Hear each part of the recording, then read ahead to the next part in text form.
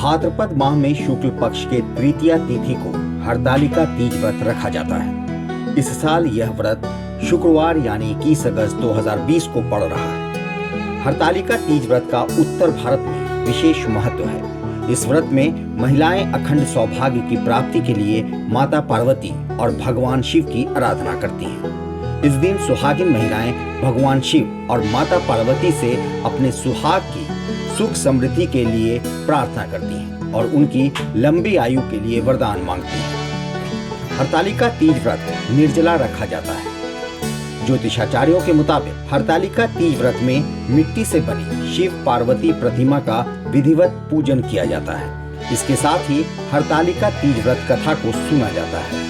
माना जाता है कि एक बार व्रत रखने के बाद इस व्रत को जीवन भर रखा जाना चाहिए। बीमार होने पर दूसरी महिला या पति इस व्रत को रख सकते हैं। शास्त्रों के अनुसार हरतालिका तीज व्रत में कथा का विशेष महत्व है। मान्यता है कि कथा के बिना इस व्रत को अधूरा माना जाता है। इसलिए हरतालिका तीज व्रत रखने वाले को कथा जरूर सुननी या पढ़नी चाहिए।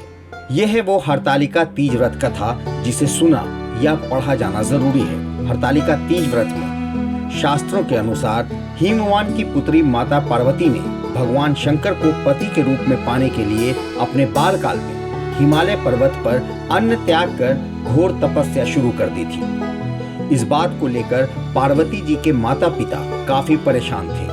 तभी एक दिन नारद जी राजा हिमवान के पास पार्वती जी के लिए भगवान विष्णु की ओर से विवाह का प्रस्ताव लेकर पहुंचे। माता पार्वती ने इस शादी का प्रस्ताव ठुकरा दिया।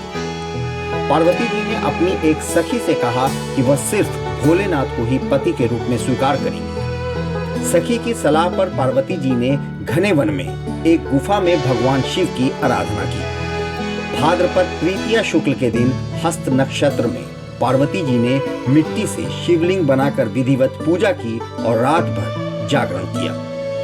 पार्वती जी के तप से खुश होकर भगवान शिव ने माता पार्वती को पत्नी के रूप में स्वीकार कर लिया। पूजा के दौरान सुहाग की पिटारी में श्रृंगार का सामान रखकर माता पार्वती को चढ़ाना जरूरी होता है। इसके बाद भगवान शिव को धोती और अंगोछा अर्पित किया जाता है। फिर पूजा के बाद सुहाग की सामग्री को मंदिर के पुरोहित या गरीब को दान करने का चलन है। इसमें महिलाएं 16 श्रृंगार करती हैं, जिसमें मेहंदी का खासा ध्यान रखा जाता है। लोग बहुत सारी डिजाइन की मेहंदी अपने हाथों में लगवाती हैं। लाइव सिटीज से शादाब मलिक की रिपोर्ट। हमारे YouTube चैनल को जरूर सब्सक्राइब करें, साथ ही Facebook पेज को लाइक करना ना भूलें और ट्विटर पर भी हमें फॉलो करें।